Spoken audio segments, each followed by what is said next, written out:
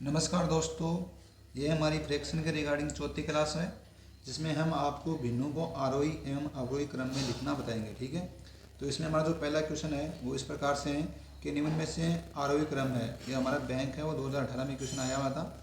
आरोही क्रम मतलब होता है कि बढ़ते हुए क्रम में लिखना है, मतलब सबसे छोटी कौन सी है, फिर उससे बड़ी कौन सी है और सबसे बड़ी कौन सी है। तो इनमें हमको भिन्नों में से ये बढ़ते हुए क्रम में कौन सा ऑप्शन है वो सही है।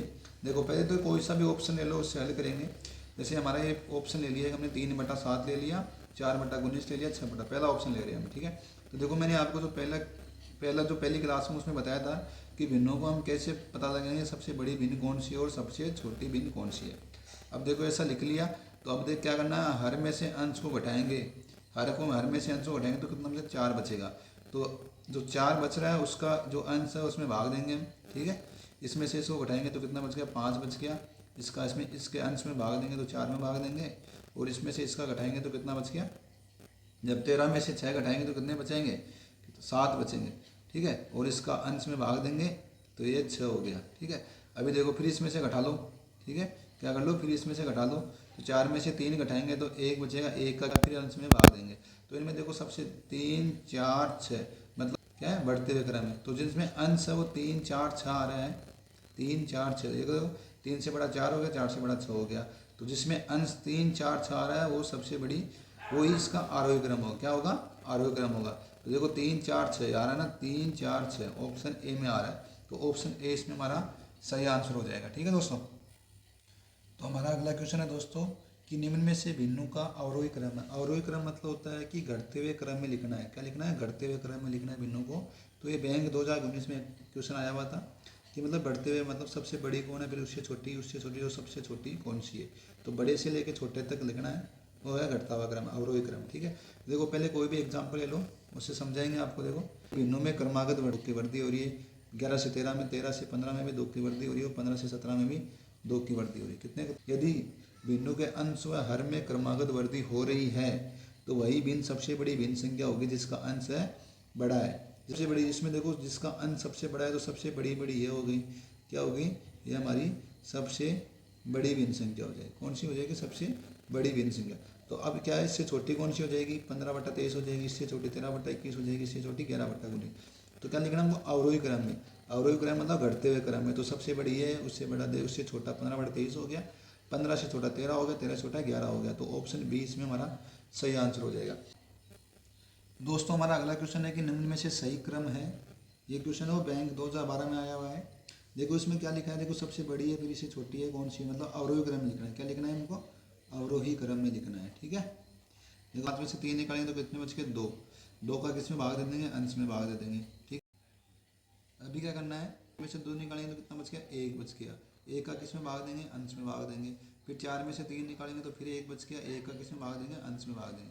तो ये 1.5 हो जाएगा, ये 2 हो जाएगा, ये 3 हो जाएगा। तो सबसे बड़ी बड़ी कौन है, 3 है, फिर 2 है, फिर 1.5। तो सबसे, जिसमें अंश 3 है वो सबसे बड़ी है, जिसमें अंश 3 है वो सबसे बड़ी है ये।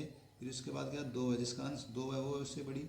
फिर इसके बाद क्या होगा, 3, कौन सी, 3/5 है, मतलब 3/5 वाली। ठीक है, तो ये कौन सा ऑप्शन हो जाएगा, ऑप्शन सी इसमें हमारा सही आंसर हो जाएगा। दोस्तों हमारा अगला क्वेश्चन है कि निम्न में से आरोही भिन्नों का सही क्रम है, मतलब बढ़ते हुए भिन्न है उनका सही क्रम है। तो ऑप्शन ए दे रखा है, ऑप्शन बी दे रखा है, ऑप्शन सी दे रखा है, ऑप्शन डी में से कोई भी नहीं है।